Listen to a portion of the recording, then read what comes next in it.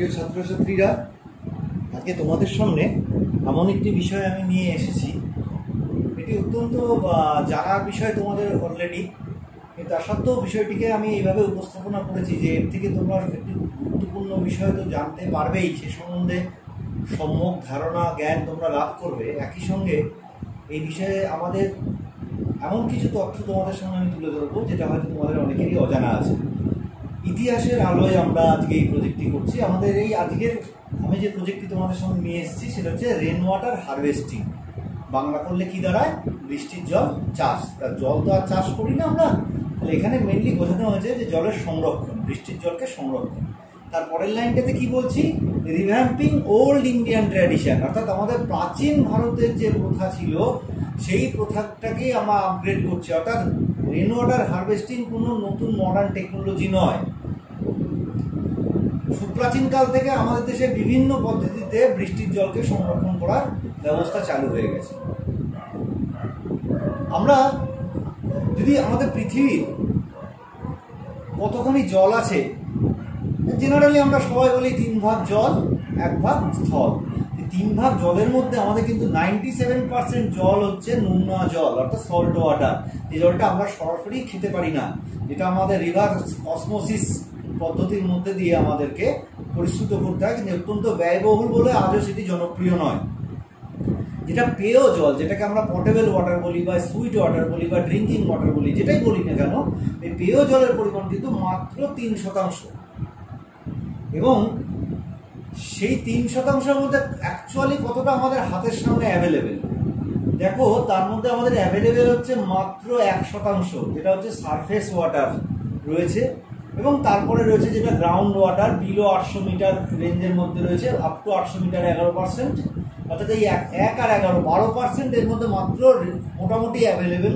বাকি 77% যে মেজর পার্টটা, খেয়াল করে দেখো এটা রয়েছে কোথায়? আমাদের যে হিমবাহগুলো আছে সারা পৃথিবী এবং আমাদের নর্থ পোল এবং সাউথ পোলে যে বিশাল বরফ সঞ্চিত হয়ে আছে, সেই বরফের টোটাল পরিমাণটা কিন্তু এই 77%কে করছে। তাহলে বুঝতে পারছো যে আমাদের হাতের সামনে প্রাপ্ত জলের পরিমাণ কিন্তু অত্যন্ত কম এবং সুপেয় জলের পরিমাণও অত্যন্ত কম অ্যাকচুয়ালি। তাহলে এই পরিস্থিতিতে আমরা যদি সঠিকভাবে জলের ব্যবহার না করি, অর্থাৎ ওয়াটার বাজেটিং না করি, জল কতখানি ব্যবহার হচ্ছে সে সম্বন্ধে কোনো দিন যদি আমরা কোনো অডিটিং না করি, অর্থাৎ ওয়াটার অডিটিং না করি, তাহলে সেক্ষেত্রে কিন্তু এমন একটা দিন আমরা খুব তাড়াতাড়ি দেখতে যাচ্ছি যেখানে কিন্তু আমাদের বেঁচে থাকার অন্যতম লাইফ লাইন অর্থাৎ জল কিন্তু থাকবে না এবং জল ছাড়া আমরা বাঁচতে পারবো না। একটা গল্প বলি তোমাদেরকে। একটা জাহাজ আসছে এবং সেই জাহাজটাকে ঘিরে 4-5টা মারাত্মক অস্ত্র শস্ত্রে সজ্জিত যুদ্ধ জাহাজ আসছে। যে জাহাজটার মধ্যে কি আছে? শব্দে শুধু গ্রিপ। কি আসছে ওই জাহাজে? জাহাজের ক্যাপ্টেন অত্যন্ত চিন্তিত। তিনি যে করে হোক নিজের দেশে নিরাপদে পৌঁছতে চান। কিছুই না, ওই জাহাজটাতে আসছে এক জাহাজ ভর্তি মিষ্টি পানীয় জল। আমাদের ভবিষ্যৎটা ছবি এইভাবেই একজন লেখক লিখেছিলেন এবং সেটাই আমাদের সত্যি হতে চলেছে। কোলরিজের সেই বিখ্যাত কবিতা water water everywhere, not even a drop to drink. তো জল তো আছে কিন্তু পানীয় জল নেই। যে জল আমরা খেতে পারি সেই জল নেই। কিন্তু সেই জলেরকে যদি আমরা সংরক্ষণ করতে পারি, আমাদের প্রচুর জল আছে, শুধু দরকার কি সঠিকভাবে সংরক্ষণ। আমাদের যদি ভারতবর্ষের ওয়াটার প্রোফাইল দেখি তাহলে আমরা একটু দেখতে পাবো আমাদের অ্যাভারেজ রেনফল, বার্ষিক রেনফল হচ্ছে কত? সেটা হচ্ছে টোটাল, যেটা হচ্ছে 1170 mm। অর্থাৎ প্রচুর বৃষ্টি হয়। মোটামুটিভাবে জল পায় 4000 বিলিয়ন কিউবিক মিটার জল পাওয়া যায়। তার মধ্যে অ্যাভেলেবেল যেটা হয় প্রায় অর্ধেকের, মানে 1869 বিলিয়ন কিউবিক মিটার। এবং মোটামুটি ইউটিলিটি যেটা করতে পারি, ব্যবহার করতে পারি 1123 BCM। তার মধ্যে সারফেস ওয়াটার থাকে 690 এবং মাটির তলায় চলে যায় মোটামুটি তোমার 433 BCM জল আমাদের যায়। তাহলে জলের অ্যাভেলেবিলিটি নিয়ে প্রশ্নটা নেই, প্রশ্নটা হচ্ছে জলটার সংরক্ষণ এবং সঠিকভাবে ব্যবহার। এবং এই দুটো জায়গাতেই কিন্তু আমরা সুচিন্তিত কোনো পরিকল্পনা নিইনি এবং যার ফলে জল থাকা সত্ত্বেও আমরা বলছি জলের অভাব রয়েছে। আমাদের ইন্ডিয়ার পার ক্যাপিটা ওয়াটার অ্যাভেলেবিলিটি, পার ক্যাপিটা বলতে কি বোঝায়, মাথা পিছু জলের পরিমাণ কত। দেখো ভালো করে খেয়াল করে, 1951 খ্রিস্টাব্দে মাথা পিছু জল আমাদের অ্যাভেলেবেল ছিল 5177 কিউবিক মিটার। 91 সালে কত হয়ে গেল, 2209, মানে প্রায় অর্ধেক, মাত্র 40 বছরের মধ্যে। 2001 সালে কত হয়ে গেল, সেটি 1820, অর্ধেকেরও কম। 2025 সালে কত গিয়ে দাঁড়াবে বলা হচ্ছে, প্রজেক্টেড যেটা হচ্ছে 1341। চিত্রটা আরো ভয়াবহ 2050 সালে গিয়ে। তোমরা যারা আজকে ছাত্র তারা তো 50 সাল দেখতে পাবেই। ফলে দেখে রাখো, যদি আমরা এইভাবে চলতে থাকি তাহলে 1140 কিউবিক মিটার মাথা পিছু জল থাকবে, যেখানে একসময় সেটা ছিল মাত্র 100 বছরের মধ্যে। দেখো যেখানে 5100 ছিল 77, সেখানে 1140 হয়ে গেছে, অর্থাৎ প্রায় 1/5 ওয়াটার অ্যাভেলেবেল থাকবে। তাহলে বুঝতে পারছি will be in water stressed condition, মানে আমরা জল সংকটের মধ্যে, তীব্রতর জল সংকটের মধ্যে দিয়ে যাব। এটা ভারতবর্ষের খুব কমন ছবি। আমরা ভারতবর্ষে এই যে গরমকাল শুরু হয়ে গেছে, তোমরা কদিন পরে টিভিতে, খবরের কাগজে, বিভিন্ন জায়গায় এই ছবিটা দেখতে পাবে। এরকম ছবি, লোকে লাইন দিয়ে বসে আছে হাফিত্তেস করে, কখন একটু জলের গাড়ি আসবে, তারা খাবার জল পাবে। কোনো কোনো জায়গায় সেটাও পৌঁছায় না। ফলে মানুষের তখন ভরসা ওই মাটি খুঁড়ে যে নোংরা জল, সেই জলকেই কোনো রকমে বের করে নিয়ে সেটাকেই পান করে জীবন ধারণ করা। ফলে প্রচুর রোগের সংক্রমণে কিন্তু ভয় থেকে যাচ্ছে। আমাদের পশ্চিমবঙ্গের ভূপ্রাকৃতিক দিক থেকে প্রচুর নদ নদী, খাল, বিল, পুকুর আছে। তোমরা যদি স্যাটেলাইট ইমেজারি দেখো তাহলে পশ্চিমবঙ্গে হাজার হাজার ডট দেখতে পাওয়া যায়। ডটগুলো হচ্ছে পুকুর, খাল, বিল, ডোবা, এগুলো রয়েছে। তা সত্ত্বেও কিন্তু আমাদের রাজ্যের অবস্থা ভালো না। ওল্ড স্ট্যাটিস্টিক্স তবু বলছি 12টা ডিস্ট্রিক্ট মোটামুটি ওয়াটার স্ট্রেসড, তার মধ্যে 5টার অবস্থা খুব খারাপ। সেখানে মাত্র 500 কিউবিক মিটারের নিচে জল পাওয়া যায়, অর্থাৎ হাহাকার সেখানে। এবং কলকাতায় সবচেয়ে জলের হাহাকার বেশি। তার কারণ হচ্ছে কলকাতায় আন্ডারগ্রাউন্ড ওয়াটারও ঠিক করে রিচার্জ হয় না। তোমরা হয়তো জানো না, এই নদীয়ার পর থেকে কাঁচাপাড়ার দিকে ক্রমাগত ঢাল চলে গেছে, তাহলে জলের অভাব হওয়ার কথা নয়। কিন্তু সমস্যা হচ্ছে মাঝখানে একটা কাদার স্তর আছে, যে কাদার স্তরকে ভেদ করে জল ভালোভাবে ওই পাশে যেতে পারে না কাঁচাপাড়ার পর থেকে। যার ফলে কলকাতার দিকে যত এগোয় আমরা ভূগর্ভস্থ জলের পরিমাণ ক্রমাগত কমে এসছে। এবং কলকাতায় যেহেতু অধিকাংশ জায়গাতেই আমরা মাটিকে ঢেকে ফেলেছি রাস্তা দিয়ে, সিমেন্টিং করে, বাড়িঘর তৈরি করে, গাছপালা কেটে, ফলে কলকাতার নিজের মানে গ্রাউন্ড ওয়াটার রিচার্জ ক্যাপাসিটিও অত্যন্ত কম।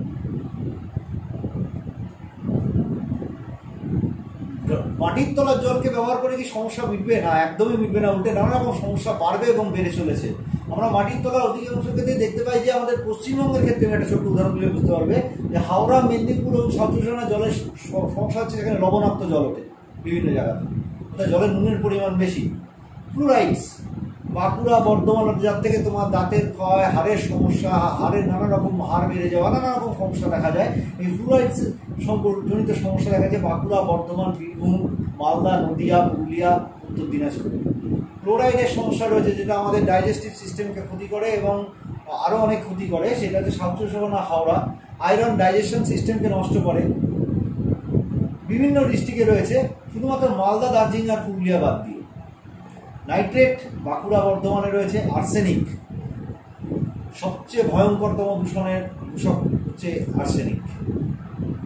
এবং নদিয়া, মালদা, মুর্শিদাবাদ, নর্থ সাউথ চব্বিশ পরগনা, এই অঞ্চলগুলোতে মারাত্মক অবস্থা আর্সেনিক দূষণ থেকে। আর্সেনিক নিজে জলে দ্রবীভূত হয় না, কিন্তু আর্সেনিক যখন যৌগ তৈরি করে, আর্সেনেট এবং আর্সেনাইড তৈরি করে, তখন কিন্তু সে খুব ভালোভাবে জলে দ্রবীভূত হয়। আমাদের রাজমহল পাহাড়ের কাছে মাটির নিচে যে আর্সেনিক ডিপোজিট আছে, সেটাই ভূগর্ভস্থ জলের সঙ্গে মিশে আজকে ভয়াবহ আর্সেনিক দূষণ তৈরি করছে। এবার ভূগর্ভস্থ জলের সঙ্গে মিশছে কীভাবে বা আর্সেনিক যৌগ তৈরি হচ্ছে কী করে? অ্যাকচুয়ালি যখন আমরা ভূগর্ভস্থ জল অতিরিক্ত তুলে নিয়েছি, মাটির নিচে ফাঁকা জায়গা তৈরি হয়েছে, সেই জায়গাটাকে পূরণ করেছে হচ্ছে আমাদের বায়ুমণ্ডলে বায়ু। বায়ুমণ্ডলের অক্সিজেনের সঙ্গে আর্সেনিকের বিক্রিয়া হচ্ছে, যৌগ তৈরি হচ্ছে, সেই যৌগ মিশে যাচ্ছে এবং সেই জল যখন আমরা পান করছি, বিভিন্ন রোগ তৈরি, আর্সেনিকোসিস, কেরাটোসিস, ব্ল্যাকফিট ডিজিজ, অন্ত্রে ঘা, intestine cancer, liver cancer, kidney cancer, বিভিন্ন ধরনের দুরারোগ্য, চামড়ার রোগ, এই সমস্তগুলো সৃষ্টি হচ্ছে। বহু মানুষ ভারতবর্ষে প্রত্যেক বছর আর্সেনিক দূষণে মারা যাচ্ছেন। আর্সেনিকের ক্ষেত্রে আরেকটা মজার জিনিস বলি, সাধারণত অন্যান্য দূষকগুলোর ক্ষেত্রে জল ফুটিয়ে ছাঁকনিতে ছেঁকে নিলে পরিশুদ্ধ করে, তাহলে অনেকটা পরিমাণে দূষক পদার্থ বেরিয়ে যায়। আর্সেনিকের ক্ষেত্রে কিন্তু উল্টো, আর্সেনিকের যুক্ত জলকে যদি আমরা ফুটাই তাহলে জলের কনসেন্ট্রেশন বেড়ে যাবে। আর্সেনিক যুক্ত জলের ক্ষেত্রে যেটা করা দরকার সেটা হচ্ছে জলকে 24 ঘন্টার ওপর থিতিয়ে রাখতে হবে এবং সেই জলের ওপর অংশকে ব্যবহার করলে 95% আর্সেনিককে দূর করা সম্ভব, যদিও তাতেও যে পরিমাণ আর্সেনিক থেকে যাচ্ছে তা সেটাও কিন্তু মানব শরীরের পক্ষে ক্ষতিকারক। আর্সেনিক কোনো নর্মাল ফিল্টারে ফিল্ট্রেশন হয় না, অথচ আর্সেনিক খুব সামান্য একটা সাধারণ ফিল্টারে ফিল্ট্রেশন হয়। সেটা হচ্ছে কি, কোরোডেড আয়রন, অর্থাৎ জং করা লোহার এলিমেন্ট দিয়ে যদি আমরা তৈরি করি ফিল্টার, সেই ফিল্টার কিন্তু আর্সেনিককে সম্পূর্ণভাবে দূর করতে পারে। অর্থাৎ জংয়ের সঙ্গে অ্যাকচুয়ালি আর্সেনিকের যে যৌগ তার বিক্রিয়া ঘটে, জটিল যৌগ তৈরি হয়, সেই যৌগ কিন্তু জল থেকে পৃথক হয়ে যায়, জল অদ্রাব্য ফলে জল থেকে সরে যায়। এটা হচ্ছে arsenic concentration map north 24 Pargana. দেখতেই পাচ্ছ ম্যাক্সিমাম জায়গাটা হচ্ছে হলুদ, অর্থাৎ সেখানে আমরা কিন্তু দেখতে পাচ্ছি এটা মাইক্রোজোন ম্যাপিং। দেখতেই পাচ্ছ যে কি ভয়াবহ অবস্থা উত্তর 24 পরগনার এই অঞ্চলে বসবাসকারী মানুষদের জন্য। তারা হয়তো না জেনেই দিনের পর দিন এই বিষ পান করে চলেছে। আমাদের যারা পূর্বপুরুষ অর্থাৎ প্রাচীন ভারতের মানুষরা, তারা কি জল সংরক্ষণ সম্বন্ধে সচেতন ছিলেন? হ্যাঁ, তারা ছিলেন। আমরা দেখব সুদর্শন হ্রদ খনন করা হয়েছে, আমরা এরকম প্রচুর উদাহরণ পাবো। একটু দেখি, দেখো ধোলাভিরা হরপ্পা সভ্যতা পৃথিবীর প্রাচীনতম সভ্যতাগুলির মধ্যে একটি। সেই সভ্যতা, যে সভ্যতা আজও বিশ্বের উদ্রেক করে, সেই সভ্যতার একটি কেন্দ্র ধোলাভিরা। সেখানে একটি রেন ওয়াটার হারভেস্টিং এর জায়গা রাখছে, যেখানে বৃষ্টির জলকে সংরক্ষণ করা হতো। অর্থাৎ তারা জানতেন বৃষ্টির জলের গুরুত্ব কতখানি, বৃষ্টির জলের প্রয়োজনীয় সংরক্ষণের প্রয়োজনীয়তা কত, সেটা কিন্তু তারা জানতেন। তোমরা যদি মেঘালয়, মিজোরাম, আসামে বেড়াতে যাও, সেখানে গ্রামে গঞ্জে এই ব্যাম্বু ড্রিপ ইরিগেশন সিস্টেম ব্যবহার করা হয়, যেখানে বহু দূরে আমরা দেখতে পাবো জলকে তারা কিন্তু এইভাবে নলের মধ্যে দিয়ে বাঁশকে নলের মতো ব্যবহার করা হয়েছে। সেখানে কিন্তু তারা ঝোড়া বা ঝর্ণা থেকে জলকে নিয়ে গিয়ে মাইলের পর মাইল নিয়ে চলে যায় এক পাহাড় থেকে আরেক পাহাড়ে, এবং সেখানে গিয়ে সেই জলকে তারা ব্যবহার করে থাকেন। এটা একটা অত্যন্ত প্রাচীন পদ্ধতি।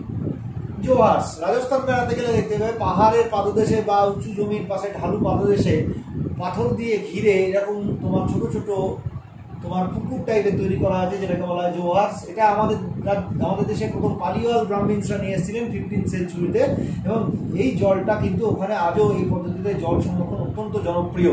রাজস্থান বেড়াতে গেলে, বিশেষ করে বিকানির সেক্টর বেড়াতে গেলে, এবং তোমার ওদিকে উত্তরলায় বার্মের দিকে বেড়াতে গেলে তোমরা এই জোহার্স তোমাদের মাঝে মধ্যে চোখে পড়বে, এবং উদয়পুরে দেখতে পাবে। ডেকান রিজিয়ন, অর্থাৎ যেখানে বৃষ্টির পরিমাণ অনেক কম হয়, এবং বার্মের বিকানির রিজিয়নে তোমরা আরেকটা জিনিস দেখতে পাবে, সেটা রাস্তার ধারে ঢালু অঞ্চলে, জমির ঢাল বরাবর, সেখানে মাটিতে গর্ত করে ট্যাঙ্ক তৈরি করা হয়, সেই ট্যাঙ্কে জল সংরক্ষণ করা হয়। এটাকে ট্যাঙ্ক সিস্টেম বলা হয়। এর উপরটা আবার ঢেকে রাখা হয়ে থাকে, এবং এই সিস্টেমের মধ্যে তারা কি করেন, তারা ট্যাঙ্কটাকে ঢেকে রাখছেন কেন? যাতে তারা জলটা ইভাপোরেট না হয়ে যায়, বাষ্পীভবন না হয়ে যায়, এবং এই জলটাকে তারা পরবর্তীকালে ব্যবহার করেন। আমাদের হিমাচল সেক্টরে যেখানে বৃষ্টি প্রচুর হয়, কিন্তু ব্যাপারটা হচ্ছে জলকে সংরক্ষণ করা মুশকিল, কারণ পাহাড়ের ঢাল বেয়ে জল নেমে বেরিয়ে চলে যায়, পাথরের মধ্যে দিয়ে জল সহজে চোয়ায় না, সার্কুলেশন হয় না ঠিক করে। সেই জন্য আমরা এখানে কুলস অ্যান্ড বুলস বলে একটা পদ্ধতি ব্যবহার করা হয়। কুলস পদ্ধতিতে দেখো আমরা এখানে দেখতে পাবো যে হিমবাহের থেকে নালার মধ্যে দিয়ে হিমবাহ গলিত জলকে তারা বিভিন্ন জায়গায় নিয়ে চলে আসেন, এক গ্রাম থেকে আরেক গ্রামে। মেঘালয় অর্থাৎ এশিয়ার সবচেয়ে ক্লিনেস্ট ভিলেজ মাউলিলং যদি বেড়াতে যাও, সেখানে দেখতে পাবে এরকমভাবে মাটিতে গর্ত করে পাথর দিয়ে তার বেডিং তৈরি করে সেখানে তার মধ্যে জল রাখা হচ্ছে। এই জলকে গৃহস্থালির কাজে ব্যবহার করা হচ্ছে না, সরাসরি পান না করে গৃহস্থালির কাজে ব্যবহার করা হচ্ছে, কারণ পাথরের মধ্যে যে জল সহজে চোয়ায় না। তাহলে এর থেকে বাঁচার উপায় কি? উপায়টা হচ্ছে আমাদের জলকে সংরক্ষণ করতে হবে। উই হ্যাভ টু কনজার্ভ ইট। বৃষ্টি জলের কিন্তু অনেক সুবিধা আছে। আমরা ওই বৃষ্টির জলকে আমরা খেতে পারবো, শুধু খাওয়ার না, নানা রকম সুবিধা আছে এর মধ্যে। বৃষ্টির জল অলমোস্ট নিউট্রাল, পিএইচ লেভেল 7, কোনো হার্ডনেস নেই কারণ এর মধ্যে ক্ষারের পরিমাণ তো কম, স্যালিনিটির সমস্যা নেই অর্থাৎ লবণাক্ত হয়ে যাওয়ার কোনো সমস্যা নেই, আর্সেনিক, ক্লোরাইড, এই সমস্ত যে মিনারেলসগুলো যে সমস্যা, মিনারেল পলিউশনের কোনো সমস্যা নেই, হেভি মেটাল কন্টামিনেশনের সমস্যা নেই।